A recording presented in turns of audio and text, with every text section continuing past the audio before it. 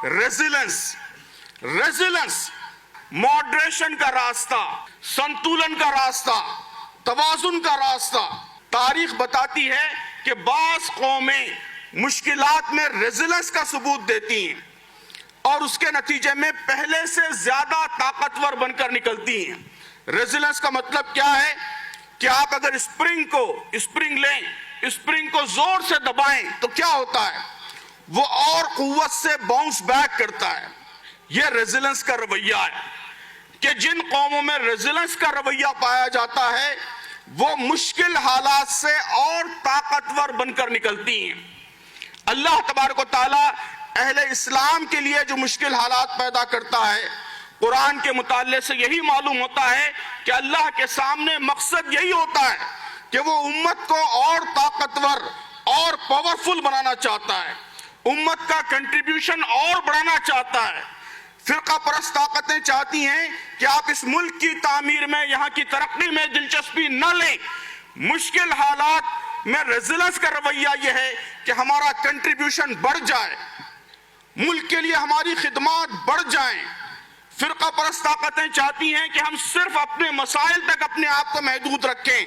Resilience का रवैया यह है कि हम आगे बढ़कर सारे इंसानों के लिए, इस मुल्क की पूरी आबादी के लिए अदल के, जस्टिस के, इंसाफ के अलमबरदार बनकर उभरें। रेजिलेंस का रवैया यह है कि हम हालात को अपॉर्चुनिटी के रूप में देखें। जो चैलेंजेस हैं, जो मुश्किलात हैं, उसमें अल्लाह तबारक व तआला ने क्या मौके पोशीदा कर रखे हैं, क्या अपॉर्चुनिटीज पोशीदा कर रखी हैं, उसको हम देखें, ये नजर हम अपने अंदर पैदा करें। ये रेजिलेंस का रवैया है। कुरान मजीद में अल्लाह तबारक व तआला ने फरमाया है फ़इन्न मअल उसरि युस्रा, इन्न मअल उसरि युस्रा। देखिए आप कि इस आयत में अल्लाह तबारक व तआला ने अल उस्र इस्तेमाल किया है। जो लोग अरबी जानते हैं उन्हें मालूम है कि ये एक प्रॉपर नाउन है, मारिफा। मतलब ये कि मुश्किल एक ही है लेकिन उसके साथ युसरा, जितनी मुश्किलात हैं, जितने चैलेंजेस हैं, उसके मुकाबले में दोगुनी तादाद में डबल अपॉर्चुनिटीज आपके लिए हैं।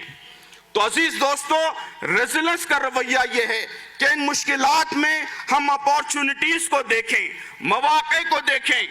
रेजिलेंस का रवैया यह है कि मुश्किलात को, चैलेंजेस को, परेशानियों को हम फीडबैक समझें कि ये फीडबैक है, इससे हमको मालूम होगा कि हमारी गलतियां क्या हैं, हमारी कमजोरियां क्या हैं, हमारी वीकनेसेस क्या हैं जिनको हमें दूर करना है, हम कैसे अपने रवैयों को बेहतर बना सकते हैं, हम कैसे आइंदा अपनी स्ट्रगल को और इफेक्टिव और मौसर और ज्यादा बेहतर बना सकते हैं। 70 वर्षों में जो कुछ हमने नहीं किया वो हम आइंदा करेंगे। हम अपने कामों को और बेहतर बनाएंगे और इफेक्टिव बनाएंगे और ताकतवर बनाएंगे।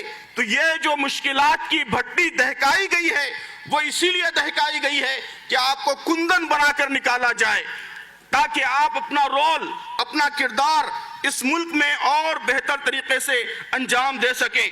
अजीज दोस्तों, रेजिलेंस ये है कि कनान के अंधे कुएं को, जिसमें सैयदना यूसुफ अलैहिस्सलाम को उनके भाइयों ने ढकेल दिया था और जहां जिंदगी खत्म होती हुई महसूस होती थी, जहां सारी उम्मीदें दम तोड़ती हुई महसूस होती थी, आप कनान के उस अंधे कुएं को मिस्र के ताज व तख्त की पहली सीढ़ी समझें।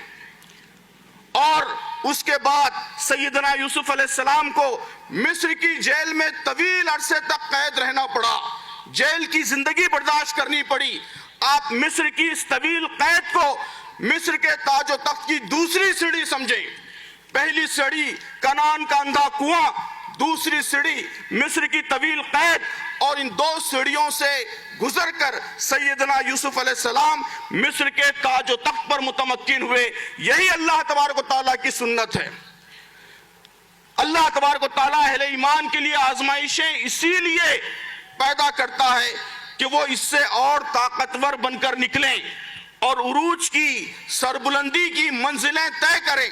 लेकिन उसके लिए रेजिलेंस का रवैया, दरमियान का रवैया, एतदाल का रवैया अपने अंदर पैदा करना इंतहाई जरूरी है। तुंदिए बाद मुखालिफ से न घबरा है उकाब, یہ تو چلتی ہے تجھے اونچا اڑانے کے لیے.